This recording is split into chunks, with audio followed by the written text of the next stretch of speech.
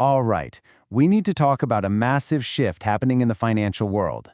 It's something that completely turns more than a decade of thinking on its head. We're talking about cash and why it's gone from being the most laughed at asset to maybe the single most powerful tool you have in your portfolio right now. Let's get into it. You've heard this a million times, right? For what felt like forever, this was the absolute gospel of finance. It was the biggest insult you could throw at an investor. If you were holding cash, you were a coward. You were just letting inflation chew up your money while everyone else was getting rich. It was basically a white flag of surrender. Just picture a guy. Let's call him Alex. For the last 10 years or so, his friends, the crypto geniuses, the meme stock gurus, they gave him so much grief. Why? Because he kept a big chunk of his money in a boring, old, high-yield savings account that was earning like nothing. They saw it as a complete and total waste. But here's the thing. That whole story, that entire belief system, well, it was built for a world that just doesn't exist anymore. It was basically a lie, and it's time we called it out. Because fast forward to today, and the tables have completely 180-degree turned. While his friends are freaking out, watching their investments get crushed, Alex is the calmest guy in the room. His trash cash, it's now safely earning over 4, sometimes even 5%, with literally zero risk. That thing he was mocked for is now his greatest source of strength. So, what happened? How did the entire financial world just flip upside down, seemingly overnight? Well, it all comes down to the end of a very, very specific period in economic history. You see, for over a decade after the 2008 crisis, we all lived in the world of TINA. That's an acronym for There Is No Alternative. Central banks kept interest rates pinned to the floor, right around zero. That meant that safe things, like your savings account, paid you, well, nothing. So if you wanted to make any money at all, you were forced to take bigger and bigger risks in stocks, real estate, you name it. There was no alternative. And then, bam, everything changed.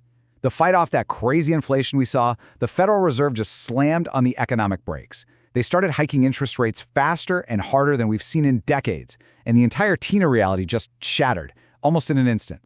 And this right here, this chart lays out the new reality perfectly. Just look at that top line. Your high-yield savings account with zero risk is giving you a solid 4 to 5%.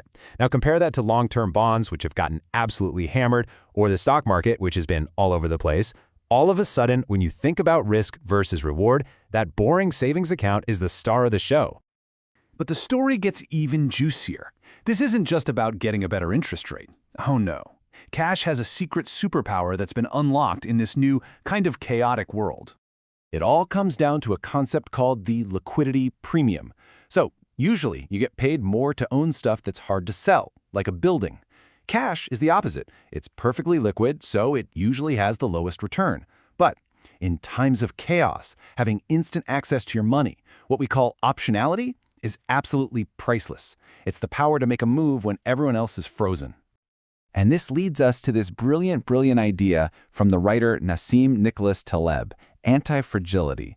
Now, something that's anti-fragile doesn't just survive a shock, it actually gets stronger from disorder and chaos. And this idea, right here, is the absolute key to understanding the power of cash today. So let's connect the dots. How is your simple savings account anti-fragile? Well, first off, it literally benefits from disorder. When the Fed hikes rates because the economy is chaotic, your interest rate goes up. Second, it gives you that optionality. An emergency pops up, no problem. You don't have to sell your stocks when they're down. And third, it gives you power. The power to be the buyer when everyone else is panic selling. You actually thrive on the chaos. Okay, so that's the theory. It's pretty cool, right? But how do you actually put this into practice?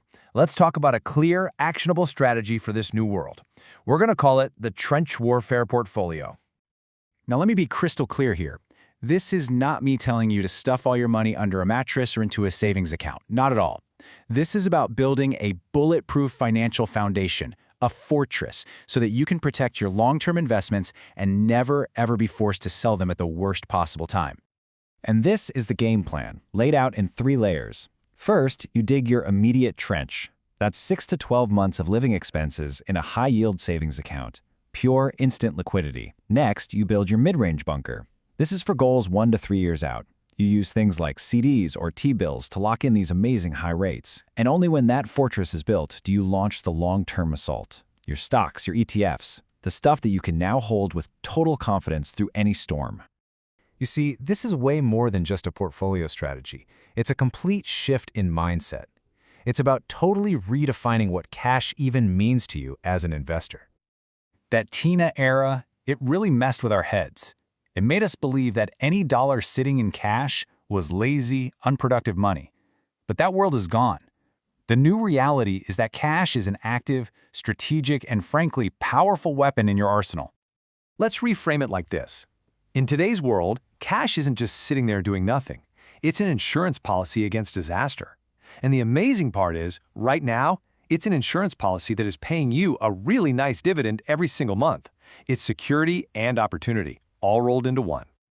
So I'll leave you with this one question to think about. Take a hard look at your own finances. Is your cash still a lazy asset, a leftover from an old way of thinking? Or have you turned it into what it really is today, a strategic, anti-fragile weapon? The answer to that could honestly define your financial future for the next decade.